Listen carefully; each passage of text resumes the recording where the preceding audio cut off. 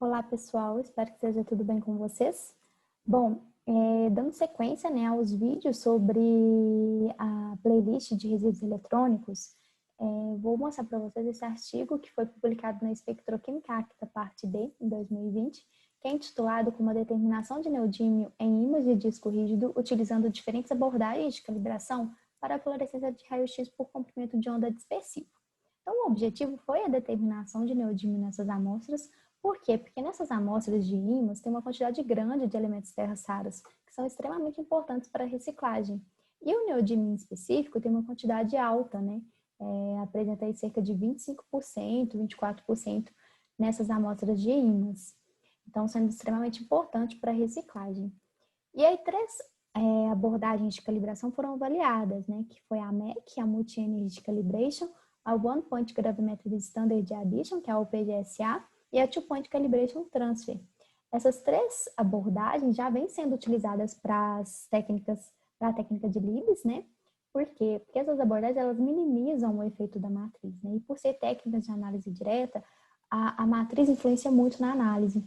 Então, principalmente para essas amostras de resíduos eletrônicos que tem uma matriz complexa, então quanto mais a gente tentar minimizar esse efeito da matriz, melhor é para os resultados. Então, essas três abordagens foram analisadas nesse trabalho pela primeira vez para a técnica de fluorescência de raio-x por comprimento de onda dispersivo.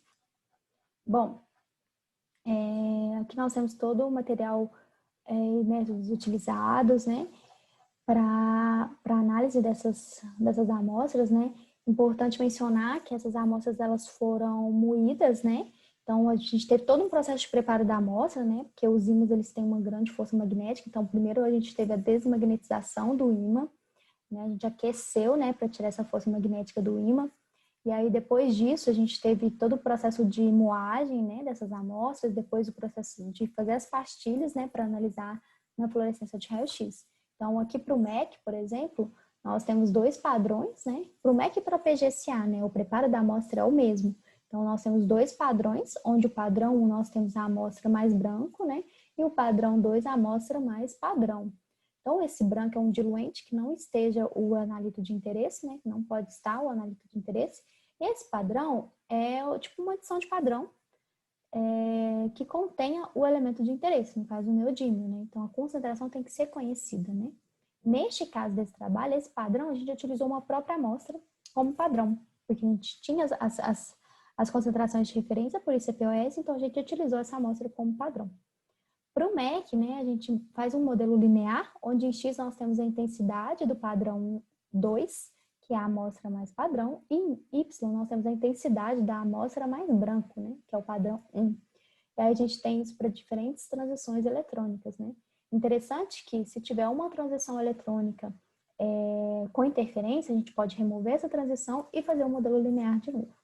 Já para o PGSA, a gente tem que em X nós temos a concentração de neodímio adicionada, onde no padrão 1 é zero, né? Que a gente não adicionou um padrão, a gente adicionou só um diluente que não tem o neodímio. E no padrão 2 a gente adicionou um padrão, né? Que é uma amostra, né? Com valores conhecidos do neodímio, né? Então a gente tem aqui a concentração adicionada. E em Y nós temos a intensidade de ambas pastilhas, né? De ambos padrões. Pela extrapolação da curva a gente consegue achar a concentração do elemento na amostra desconhecida. E aí, pessoal, o legal é que essas duas estratégias são muito eficientes para a compatibilização de matriz, né? Porque a gente tem a amostra nos dois padrões e a quantidade de amostra nos dois padrões é a mesma. Então, isso é extremamente importante. Já a Two-Point Calibration Transfer, né? Ela funciona da seguinte maneira: é a quantidade de amostra que é ablada. Então, no caso, nós temos aqui, a gente faz dois modelos lineares, onde nós fazemos para uma amostra desconhecida, que a gente quer saber a concentração, e para uma amostra padrão, né? A gente tem que saber a concentração dessa amostra padrão, porque é a partir daí que a gente calcula a concentração do elemento na amostra desconhecida.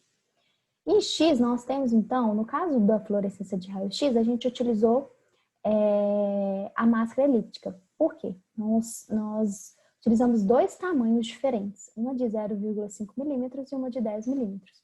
Então, aqui, a quantidade ablada aqui nesse tamanho é muito menor do que aqui de 10 milímetros. E isso que a gente precisa, porque no ponto 1 aqui, né, que é uma abordagem de 2 pontos. No ponto 1, a intensidade tem que ser menor que o ponto 2. Então, a gente utilizou esse diâmetro, né, da máscara elíptica para fazer, então, os cálculos, né? E aí, em isso, nós temos a intensidade, né, de ambas as amostras para máscara elíptica de tamanho menor e para máscara elíptica de tamanho maior.